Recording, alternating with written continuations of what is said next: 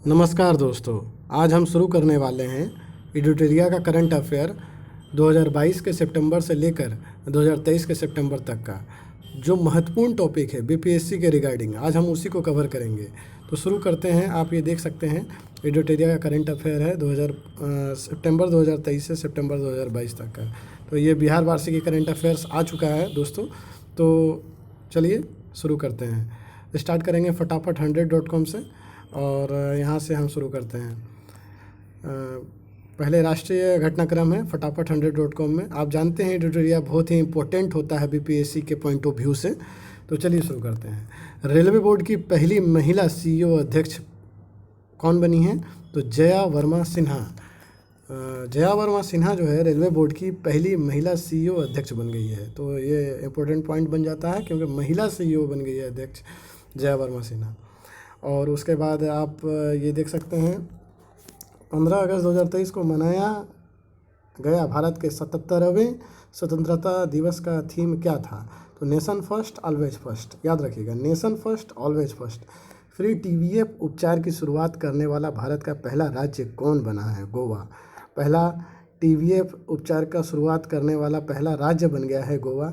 किस शहर में भारत का पहला नाइट स्ट्रीट रेसिंग सर्किट बनाया गया है? तो चेन्नई तमिलनाडु हो जाएगा इसका सही आंसर। तो अब आगे आते हैं। भारत का पहला एआई स्कूल शांतिगिरी विद्या भवन कहाँ खोला जाएगा? तिरुवनंतपुरम में। तो अब उसके बाद हम देखते हैं महाराष्ट्र सरकार के पहले उद्योग रत्न पुरस्कार से किसे सम्मानित किया गया? रतन टाटा को। अमृत भारत योजना के तहत कितने रेलवे स्टेशनों के पुनर्विकास के लिए प्रधानमंत्री नरेंद्र मोदी ने आधारशिला रखी है? तो 508 अमृत भारत योजना के तहत रेलवे स्टेशन के पुनर्विकास हेतु 508 स्टेशनों का पुनर्विकास किया जाएगा। सीबीएसई ने कितने वर्ग तक के कक्षाओं में स्वास्थ्य और शारीरिक शिक्षा अनिवार्य कर दी गई है? 1 to 12। ठीक है। G20 देशों को समर्पित टुगेदर दी वर्क नामक विशेष कला प्रदर्शनी की शुरुआत कहाँ की गई है? तो बिहार संग्रहालय पटना। श्रीनगर में डल झील में देश का पहला तैरता हुआ हैवी स्पेस स्टोर किसने लॉन्च किया है? तो अमेज़न इंडिया ने। ठीक है दोस्तों, अब आगे आते हैं। भारत का पहला कृषि डेटा एक्सचेंज कहाँ लॉन्च किया गया है? तो हैदराबाद में। और आगे आते हैं। देश का पहला वैदिक थीम पार्क वेद वन कहाँ खोला गया है? तो नोएडा यूपी में। वेद वन नोएडा यूपी में। किसकी अध्यक्षता में केंद्र सरकार ने एक राष्ट्र एक चुनाव के अध्ययन के लिए 8 सदस्य समिति का गठन किया गया है? रामनाथ कोविंद की अध्यक्षता में एक राष्ट्र एक चुनाव के अध्ययन के लिए 8 सदस्यीय समिति का गठन किया गया है। रामनाथ कोविंद। दुनिया का 14 नंबर, दुनिया का सबसे बड़ा कार्यालय भवन किस शहर में निर्मित किया गया? तो सूरत गुजरात में सबसे बड़ा कार्यालय भवन निर्मित किया गया। दुनिया का सबसे बड़ा कार्यालय भवन सूरत गुजरात। उत्तरी चैनल को पार करने वाली दुनिया के सबसे कम उम्र की व्यक्ति बने हैं अंशुमन झिंगरन। अब आते हैं नेक्स्ट 16 नंबर क्वेश्चन में। रिश्वत रोधी प्रबंधन प्रणाली के लिए रिश्वत रोधी प्रबंधन प्रणाली के लिए प्रमाणित होने वाले देश का पहला सार्वजनिक क्षेत्र उद्यम कौन है? ओएनजीसी। भारत का पहला स्वदेशी कार का crash test program Bharat NCAP program कब से लागू होगा? 1 अक्टूबर 2023 से। उड़ीसा की कैबिनेट ने किस भाषा में संविधान की 8वीं सूची में शामिल करने की सिफारिश की है? कुई भाषा को 8वीं अनुसूची में शामिल करने के लिए सिफारिश की गई है, जो उड़ीसा की भाषा है, कुई भाषा। ठीक है। किस सरकार ने आरओ वाटर एटीएम की शुरुआत की है? तो दिल्ली सरकार ने शुरू की है। ई स्पोर्ट जूनियर चैंपियनशिप के लिए भारत के पहले ऑनलाइन गेमिंग अकादमी की शुरुआत किस राज्य में की गई? एमपी में। 21 number question. World cities culture forum में शामिल होने वाला भारत का पहला शहर? बेंगलुरु। 22 किस राज्य में भारत का पहला मत्स्य पालन अटल इनोवेशन सेंटर स्थापित किया जाएगा? केरल। 23 किस राज्य सरकार ने देश का पहला गीग वर्क्स पंजीकरण और कल्याण विधेयक 2023 पारित किया है? राजस्थान। अब आते हैं दोस्तों यहाँ से 24 नंबर क्वेश्चन में। 4 4 रनवे वाला भारत का पहला अंतर्राष्ट्रीय हवाई अड्डा कौन बन गया है? इंदिरा गांधी अंतर्राष्ट्रीय हवाई अड्डा, नई दिल्ली। मैकडॉनल्ड्स इंडिया ने किस शहर में देश का पहला airport drive through restaurant launch किया है? मुंबई। मैकडॉनल्ड्स इंडिया ने देश का पहला airport drive through restaurant launch किया है मुंबई ने। एकल उपयोग वाली प्लास्टिक के पुनर्चक्रण के लिए विस्तारित उत्पादक जिम्मेदार क्रेडिट को अपनाने वाला देश का पहला शहरी निकाय इंदौर बन गया है। तो आप जानते हैं इंदौर स्वच्छता के मामले में सबसे आगे है। हाल ही में जारी एक रिपोर्ट के अकॉर्डिंग सूक्ष्म ऋण देने के मामले में बिहार भारत का अग्रणी राज्य बन गया है। तो ये इम्पोर्टेंट हो जाता है क्योंकि बिहार का ही एग्ज़ाम है, तो आप ये याद रखेंगे। हाल ही में जारी एक रिपोर्ट के अकॉर्डिंग सूक्ष्म ऋण देने के मामले में भारत का अग्रणी राज्य बन गया है बिहार। किस राज्य के 28 नंबर क्वेश्चन, किस राज्य के एक निजी समाचार चैनल ने भारत का पहला क्षेत्रीय कृत्रिम बुद्धिमत्ता AI समाचार एंकर लीसा लॉन्च किया है? तो लीसा को लॉन्च करने वाला है उड़ीसा, और एक आज तक ने भी लॉन्च किया है सोफिया नाम से शायद। 29 नंबर क्वेश्चन, किस राज्य सरकार ने समर्पित सेमीकंडक्टर नीति 2022-27 लॉन्च की है? गुजरात ने। उत्तर भारत का पहला स्किन बैंक कहाँ खोला गया है? सफदरगंज अस्पताल, नई दिल्ली। तो आप याद रखेंगे उत्तर भारत का पहला स्किन बैंक है ये, सफदरगंज अस्पताल, नई दिल्ली। 31 केंद्रीय गृह मंत्री ने शहीदों को श्रद्धांजलि देने के लिए किस शहर में बलिदान स्तंभ की आधारशिला रखी है? श्रीनगर, जम्मू कश्मीर में। 32 किस राज्य में भारत की सबसे बड़ी निजी रेल फैक्ट्री की शुरुआत की गई है? तेलंगाना में सबसे बड़ी निजी रेल फैक्ट्री की शुरुआत की गई, निजी है, याद रखेंगे, तेलंगाना। 33 विश्व के सबसे बड़े रामायण मंदिर विराट रामायण मंदिर का निर्माण किस राज्य में किया जा रहा है? पूर्वी Champaran, Bihar. Most important question हो जाता है क्योंकि एक तो सबसे बड़ा रामायण मंदिर है और वह बिहार में खुल रहा है, और पूर्वी चंपारण मेन है, आप ये याद रखेंगे। हाल ही में किस राज्य के पुलिस ने देश के पहले ड्रोन पुलिस यूनिट लॉन्च की है? तो ड्रोन पुलिस यूनिट लॉन्च करने वाला greater Chennai city police Tamil Nadu हो जाएगा। वित्त मंत्रालय 35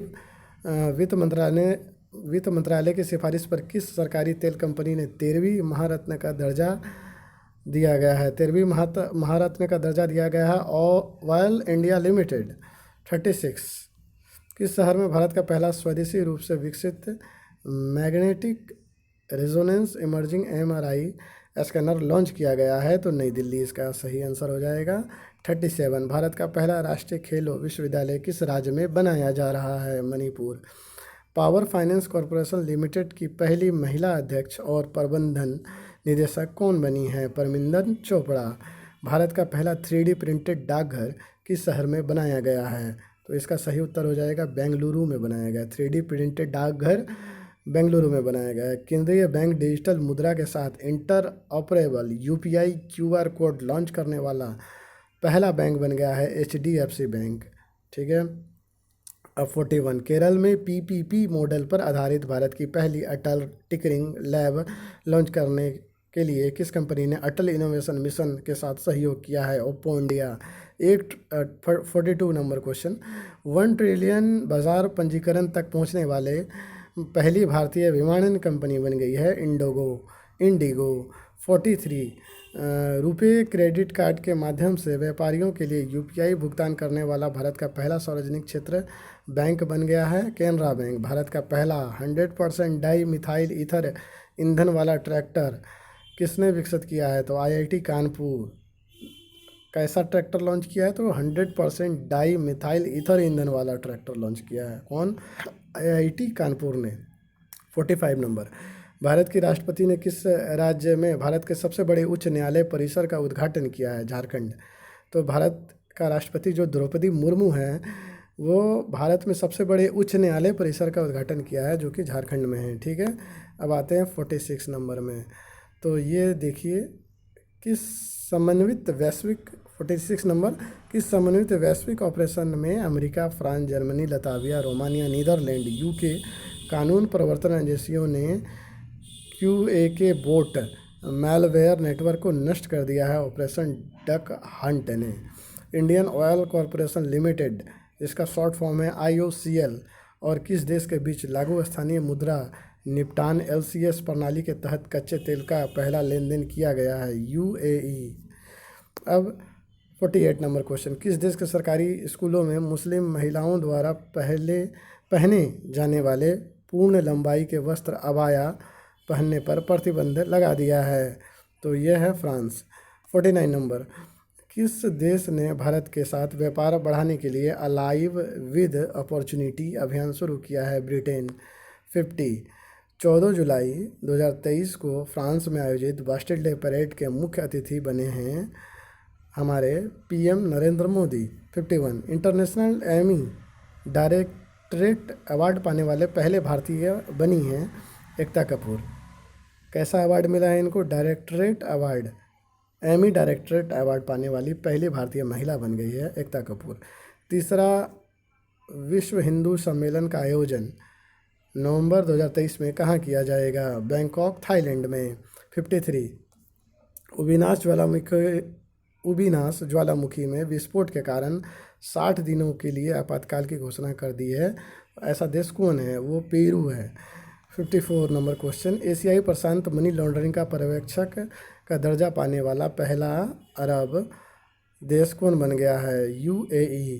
55 नंबर क्वेश्चन, किस देश के चिड़ियाघर में दुनिया के पहले दुर्लभ जिराफ का जन्म हुआ जिसके शरीर पर कोई भी धारी नहीं है? वो है अमेरिका। अब 56 नंबर क्वेश्चन को हम देखते हैं। संयुक्त राष्ट्र सुरक्षा परिषद अंतर्राष्ट्रीय शांति और सुरक्षा के लिए AI के खतरों पर चर्चा के लिए किसकी अध्यक्षता में बैठक की गई है? UK। बिम्स्टेक की पहली विदेश मंत्रियों की बैठक कहाँ आयोजित की गई है? बैंकॉक, थाईलैंड में। बिम्स्टेक की पहली विदेश मंत्रियों की बैठक बिम्स्टेक, थाईलैंड में। अच्छा, 58 नंबर क्वेश्चन को हम देखते हैं दोस्तों। जुलाई 2023 में जारी होने वाले पासपोर्ट सूचकांक 2023 के अनुसार किस देश के पास विश्व का सबसे शक्तिशाली पासपोर्ट है? वो है सिंगापुर। दोस्तों, आपसे एक रिक्वेस्ट है, प्लीज़ चैनल को लाइक और सब्सक्राइब कर दें, हमारा भी मोटिवेशन बढ़ता है, हम भी मेहनत कर रहे हैं दोस्तों, तो इतना तो आप कर ही सकते हैं। 59 नंबर क्वेश्चन आते हैं। भारत के किस शहर में IIT दिल्ली का पहला परिसर स्थापित करने के लिए UAE के साथ समझौता ज्ञापन पर हस्ताक्षर किया है? अबू धाबी ने। 60 नंबर क्वेश्चन, समलैंगिक विवाह को अनुमति देने वाला पहला मध्य यूरोपीय देश कौन बन गया है? एस्टोनिया। 61, सुपरमार्केट में सिंगल यूज प्लास्टिक के उत्पादन में बैग पर प्रतिबंध लगाने वाला दुनिया का पहला देश बन गया न्यूजीलैंड। हाल ही में किस देश ने स्थित माउंट मेयोन ज्वालामुखी में विस्फोट की घटना हुई है? फिलीपींस में। किस देश के 63 नंबर, किस देश के कंपनी एल्स्टॉम स्लीपर सुविधा के साथ 100 एल्युमिनियम बॉडी वाली वंदे भारत ट्रेनों का निर्माण करेगी? फ्रांस। ऑस्ट्रेलिया के रिजर्व बैंक ने पहली महिला गवर्नर कौन बन गई है? मिशेल बुलाक। 65, दक्षिण एशिया का पहला सेंटर ऑफ स्पीशीज सर्वाइवल क्षेत्रीय केंद्र किस देश में स्थापित किया जाएगा? भारत में। 66 नंबर क्वेश्चन, वर्ल्ड का पहला तरल हाइड्रोजन संचालित फेरी MF हाइड्रा किस देश में चलाया गया है? नॉर्वे में। 67 नंबर, दुबई एयरपोर्ट पर दुनिया के पहले रोबोटिक चेक इन सहायक को लॉन्च किया जाएगा जिसका नाम है सारा। 68 नंबर, भारत के पहले UAE के बीच त्रिपक्षीय समुद्री अभ्यास 2023 का पहला संस्करण कहाँ आयोजित किया गया? ओमान की खाड़ी में। 69 नंबर, किस देश के विश्व के सबसे शक्तिशाली हाइपरसोनिक पवन सुरंग JF 2022 का उद्घाटन किया गया है? तो वह है चीन। एशिया के सबसे बड़े 4 मीटर इंटरनेशनल लिक्विड टेलीस्कोप का उद्घाटन कहाँ किया जाएगा? तो उत्तराखंड। लिक्विड टेलीस्कोप तो उत्तराखंड। अब आते हैं हम विज्ञान एवं प्रौद्योगिकी में। 71 नंबर क्वेश्चन, अब ये थोड़ा इंपॉर्टेंट और हो जाता है, विज्ञान एवं प्रौद्योगिकी से BPSC लगातार क्वेश्चंस पूछ रहे हैं। तो 71 नंबर क्वेश्चन को हम देखते हैं। किस राज्य में भारत का पहला मानव रहित हवाई प्रणाली सामान्य परीक्षण केंद्र स्थापित किया जाएगा? तो वो है तमिलनाडु। 72 नंबर, भारत के पहले सौर मिशन का नाम क्या है? आदित्य 11, जो सफलतापूर्वक लॉन्च हो चुका है। 73 में, किस कंपनी ने दुनिया का पहला मीथेन तरल ऑक्सीजन अंतरिक्ष रॉकेट JUICU-2 को लॉन्च किया है? लैंड स्पेस चीन की कंपनी है। 74 नंबर क्वेश्चन, किस देश ने अपना पहला open source desktop operating system open Kaelin जारी किया है? चाइना। 75 नंबर क्वेश्चन, किस केंद्र शासित प्रदेश ने मानसिक स्वास्थ्य सेवाएं प्रदान करने के लिए भारत का पहला टेलीमानस चैटबॉट लॉन्च किया है? JNK, जम्मू कश्मीर। 76 नंबर, मानसिक स्वास्थ्य स्थितियों के चिकित्सा उपचार के लिए MDMA और मैजिक मशरूम का उपयोग की अनुमति देने वाला दुनिया का पहला देश हो गया है ऑस्ट्रेलिया। 77 नंबर क्वेश्चन, सारगेसी तकनीक से जन्मे भारत के पहले साहिवाल नस्ल के बछड़े का नाम क्या है? पद्मावती। 78 नंबर, हाइड्रोजन से चलने वाली ट्रेनों के लिए भारत का पहला हाइड्रोजन संयंत्र किस राज्य में बनाया जा रहा है? तो हरियाणा में बनाया जा रहा है। 79 number question, national botanical research institute NBRI द्वारा विकसित 108 पंखुड़ियों वाले किस फूल के किस्म नमोह 108 का अनावरण किया गया है? तो वह है कमल। प्रधानमंत्री नरेंद्र मोदी, 80 नंबर क्वेश्चन, मोदी की घोषणा के अनुसार चंद्रमा के जिस जगह पर विक्रम लैंडर उतरा उस बिंदु को किस नाम से जाना जाता है? शक्ति पॉइंट, और एक तिरंगा पॉइंट भी है। अब आते हैं खेलकूद वाले प्रश्नों पर, जो कि बेहद इम्पोर्टेंट हो जाता है। और 81 नंबर क्वेश्चन को इस प्रकार हम देखते हैं, किस टीम ने 23 साल बाद डुरंड 2023 का खिताब जीता है? मोहन बगान सुपर जायंट्स ने। 82 नंबर क्वेश्चन हम देखते हैं, किस हॉकी टीम ने पाकिस्तान को हराकर अपना पहला हॉकी 5S एशिया कप जीत लिया है? तो भारत। 83 नंबर, विश्व एथलेटिक्स चैंपियनशिप में स्वर्ण पदक जीतने वाले पहले भारतीय आप जानते ही हैं, हमारा आपका सबका फेवरेट नीरज चोपड़ा। इंस्टाग्राम पर 600 मिलियन फॉलोअर्स वाले पहले व्यक्ति बन गए हैं क्रिस्टियानो रोनाल्डो। 85 नंबर क्वेश्चन, शतरंज वर्ल्ड कप के फाइनल में पहुंचने वाले दूसरे भारतीय खिलाड़ी, एक फाइनल में पहुंचने वाले सबसे कम उम्र के खिलाड़ी R प्रज्ञानंद बन गए हैं। और इसमें जीता कौन था? तो इसमें जीता था, मुझे अभी रिकॉल नहीं कर पा रहे हैं, तो आगे देखते हैं। 86 नंबर क्वेश्चन, किस देश ने इंग्लैंड को हराकर पहली बार महिला फीफा वर्ल्ड कप का खिताब जीता है? स्पेन।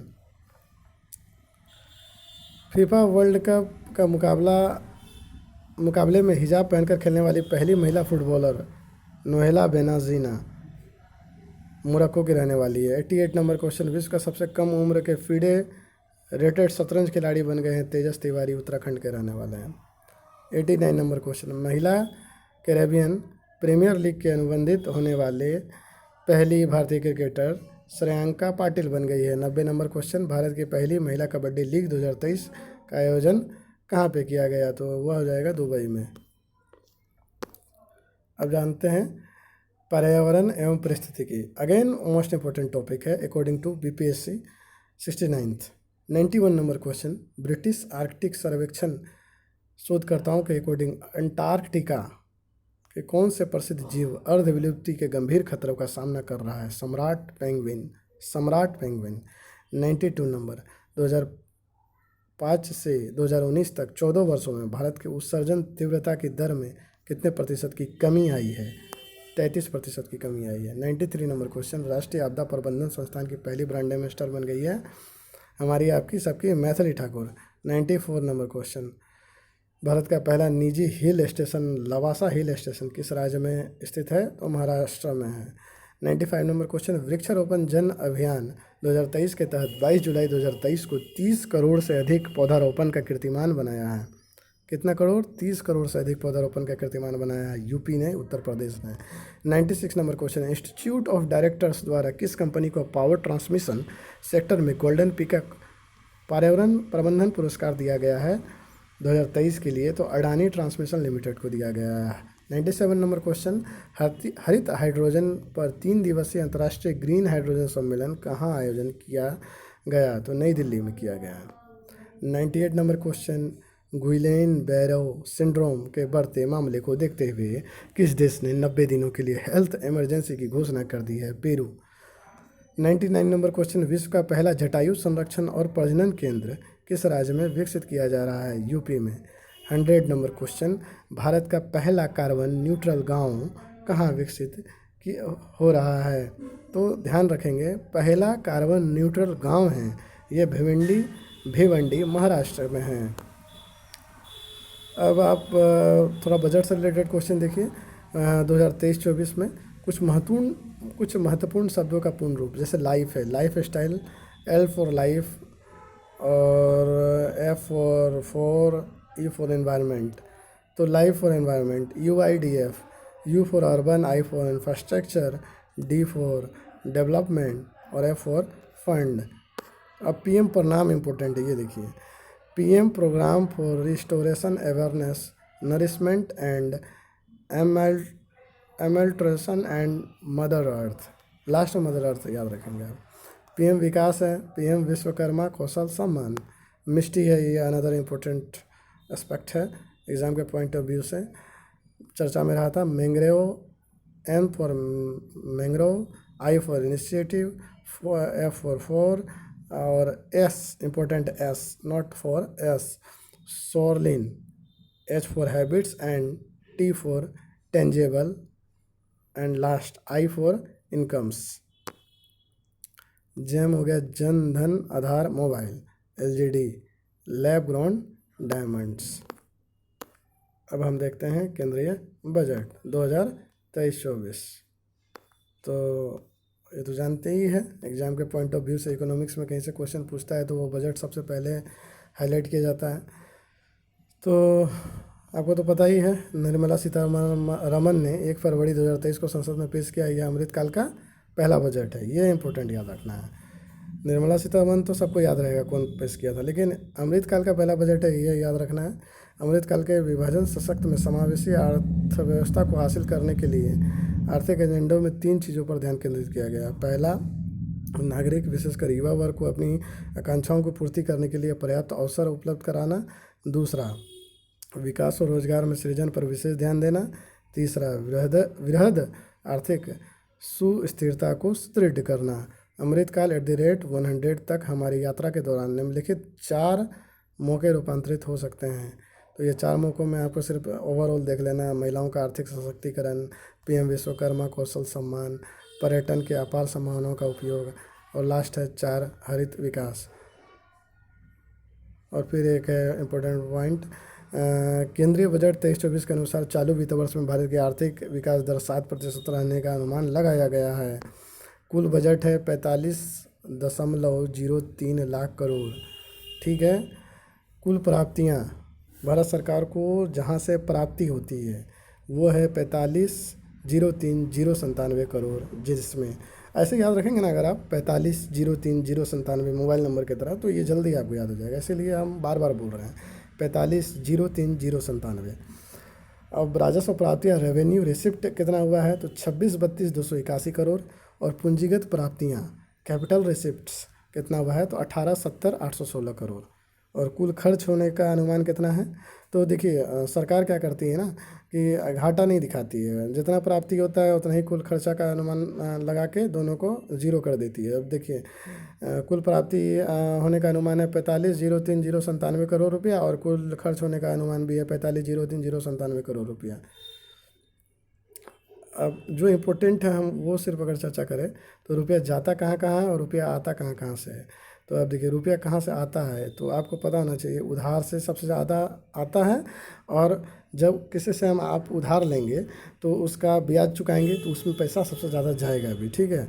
तो 34% सिर्फ उधार से आता है। माल और सेवा GST 17% वहाँ से आता है। निगम कर कॉरपोरेशन टैक्स जिसको आप कहते हैं 15% वहाँ से आता है। तो अगर निगम याद रहेगा तो आय भी याद होना चाहिए, क्योंकि निगम और आय 15% है। केंद्रीय उत्पाद शुल्क यूनियन एक्साइज ड्यूटी से 7% टैक्स आता है। सीमा शुल्क कस्टम ड्यूटीज़ 4% का टैक्स आता है सीमा शुल्क से। अब रुपया जाता कहाँ कहाँ है तो आपको पता है कि उधार लेने में 34%, तो जाने में अब जब उधार लेंगे किसी से आप तो ब्याज की अदायगी भी करेंगे तो वहाँ 20% चला जाएगा। करों और शुल्कों में राज्यों का हिस्सा तो उसमें 18% चला जाता है। केंद्रीय क्षेत्रों की योजना में 17% चला जाता है। वित्त आयोग और अन्य संरक्षण में 9% चला जाता है। 9% चला जाता है। केंद्रीय प्रतियोजित योजनाएं 9% और रक्षा में एट द लास्ट 8% चला जाता है। अच्छा, बजट 23-24 में 7 प्राथमिकताएँ, कितनी 7 प्राथमिकताएँ, जिसको कि हम सप्तर्षि की भांति कार्य करते हैं। ठीक है। तो आप देख सकते हैं यहाँ डायग्राम बना के अच्छे से समझाया गया है कि एक हो गया समावेशी विकास, दूसरा हो गया अंतिम व्यक्ति तक पहुँच, तीसरा हो गया अवसंरचना एवं निवेश और चौथा है सक्षमता को सामने लाना, 5 है हरित विकास, 6ठा है युवा शक्ति और 7वां है वित्तीय क्षेत्र। तो ये जो है आपको मिलाने में दे सकता है कि सप्तर्षि या 7 प्राथमिकताएं कौन कौन सी है। तो आपको पिछला बार का जोड़ के इस बार का दे सकता है या इसी बारे में पूछ सकता है कि इसमें से कौन नहीं है। समावेशी विकास है, अंतिम व्यक्ति तक पहुंच है, अवसंरचना एवं निवेश है, सक्षमता को सामने लाना है, हरित विकास है, युवा शक्ति है, वित्तीय क्षेत्र है। तो ये आप थोड़ा सा ध्यान में रखेंगे। और ये मोस्ट इम्पोर्टेंट आ जाता है आपका बजट से, कुछ याद रखें चाहे नहीं रखें, ये ज़रूर याद रखेंगे आप। राजकोषीय घाटा फिस्कल डिफिसिट जीडीपी का 5.9% है, जो कि कुल 17,86,816 करोड़।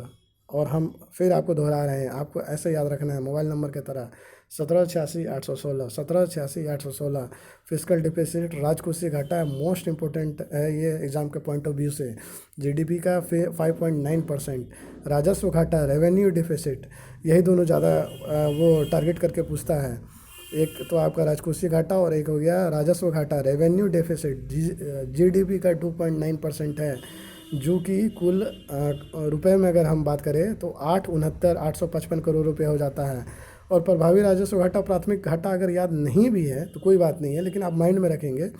जीडीपी का 1.7% है प्रभावी राजस्व घाटा, और प्राइमरी डेफिसिट प्राथमिक घाटा जिसको आप कहते हैं जीडीपी का 2.3% है।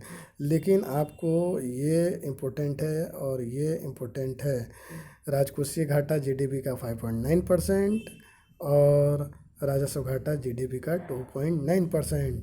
अगर 5.9% है तो 17,86,816 करोड़, और राजस्व घाटा 2.9% है तो 8,69,855 करोड़। जस्ट इसका आधा कर रहे हैं, मतलब जस्ट आधा, मतलब अप्रोक्स आधा ही समझिए। अब एक एक करके प्राथमिकता एक में समावेशी विकास में कृषि सहकारिता आ जाएगा। फिर आपका ये सब आप देख लेंगे, ये सब उतना इम्पोर्टेंट नहीं है, हम सिर्फ इम्पोर्टेंट बात कर रहे हैं। बाकी इम्पोर्टेंट तो सब है, लेकिन मेरे पॉइंट ऑफ व्यू से जो हमको इम्पोर्टेंट लग रहा है वो हम बता रहे हैं। और ये थोड़ा सा देख लेंगे अगर आप देखना चाहें तो। भारत सरकार के आगामी लक्ष्य है कालाजार में पूरी तरह समाप्त करने का लक्ष्य 2023। दिल्ली मुंबई एक्सप्रेसवे को पूरा करने का लक्ष्य 2023। उर्वरक क्षेत्र में आत्मनिर्भर बनने का लक्ष्य 2023, ये इंपॉर्टेंट हो जाता है। ब्रॉड गेज रूट को 100% विद्युतीकरण करने का लक्ष्य है 2023। अभी हरियाणा जो है 100% विद्युतीकरण रेलवे वाला नेटवर्क बन चुका है, ठीक है, याद रखेंगे आप। पूर्वोत्तर सभी राज्यों में राजधानियों का रेल नेटवर्क 2023।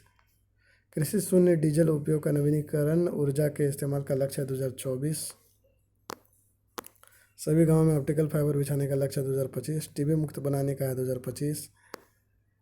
ये सब तो आप जानते ही है। कुल कार्बन उत्सर्जन में 1 अरब टन की कमी 2030। कुल वाहन में 30% इलेक्ट्रिकल व्हीकल करने का लक्ष्य 2030। HIV को ख़त्म करने का है 2030। अच्छा, भारत का नेट जीरो लक्ष्य है 2070।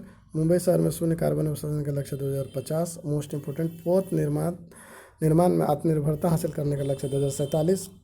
अनदर मोस्ट इम्पोर्टेंट क्वेश्चन, ऊर्जा स्वतंत्र आत्मनिर्भर बनाने का लक्ष्य 2047। आप ऐसे भी याद रख सकते हैं 1947 में देश आज़ाद हुआ था, और ऊर्जा स्वतंत्र भी हो जाएगा 2047 में, ठीक है।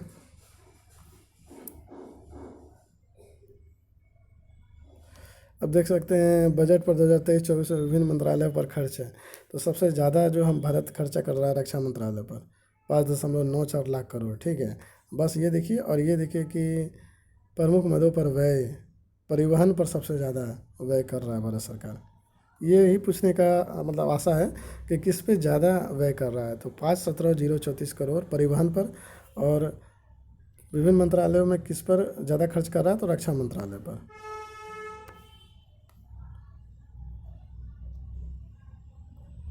और बजट के तहत योजनाओं पर खर्च कर रहा है प्रधानमंत्री आवास योजना पर 69,590, जल जीवन मिशन पर 70,000 करोड़, और मनरेगा पर 60,000 करोड़, और प्रधानमंत्री किसान सम्मान निधि PM किसान पर 60,000 करोड़ रुपए खर्च कर रही है सरकार, ठीक है। हाँ, ये अब नया वाला जो आपका वो आ गया है टैक्स का स्लैब, ये थोड़ा सा देख लीजिएगा, क्योंकि पहले वाला चेंज हो चुका है। तो ये ध्यान में रखिएगा, 0 से 3 लाख रुपए के लिए कर की दर है 0।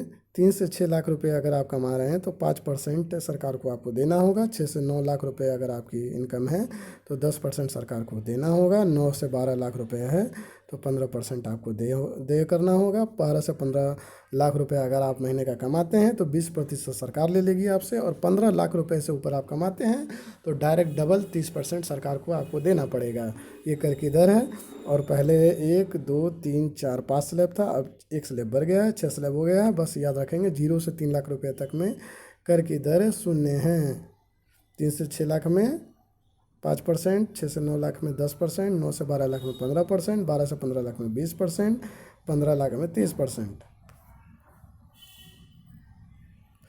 और व्यक्तिगत कर में नई कर व्यवस्था में 7 लाख रुपए तक आय वाले व्यक्तियों पर कोई कर का भुगतान नहीं होगा।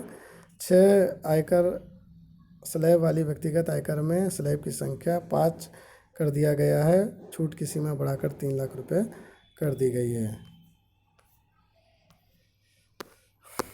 अब आगे आप देखिए, ये है आर्थिक समीक्षा 2023।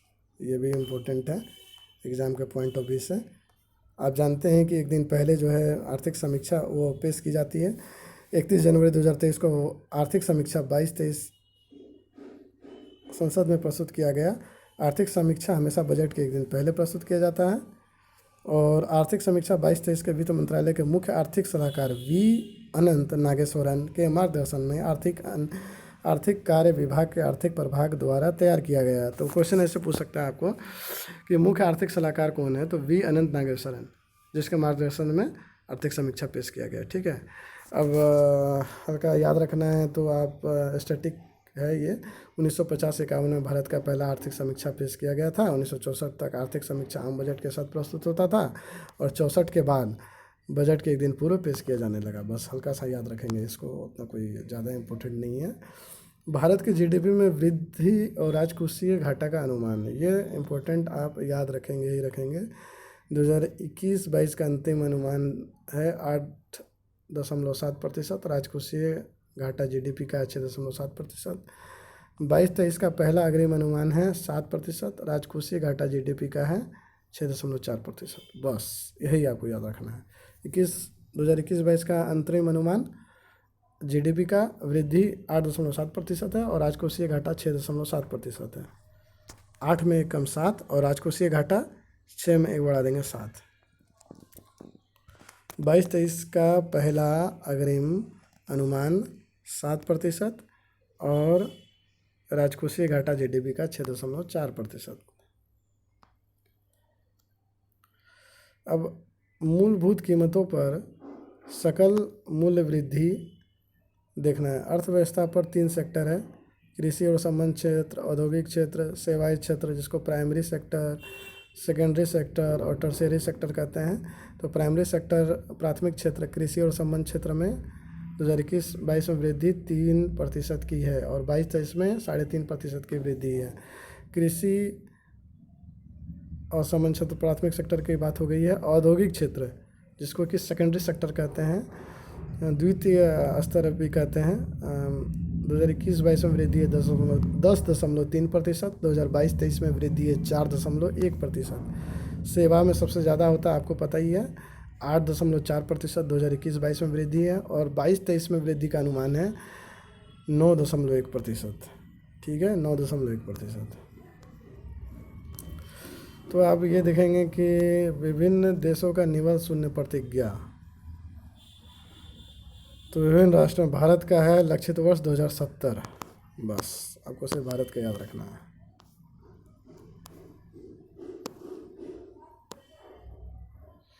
ये बहुत इम्पोर्टेंट है। भारतीय अर्थव्यवस्था पर एक नज़र आप मार लीजिए। राजकोषीय घाटा 2019-20 में 4.7% था। 20-21 में 9.2% हो गया। 2021-22 में 6.7% हो गया। 2022-23 में 6.4% राजकोषीय घाटा है, याद रखेंगे आप। ठीक है, विदेशी मुद्रा भंडार बिलियन डॉलर में। ठीक है, तो आप लास्ट वाला याद रखेंगे। 2022-23 में 563 बिलियन डॉलर हो गया विदेशी मुद्रा भंडार भारत में। ठीक है, लेकिन सबसे अधिक कब था?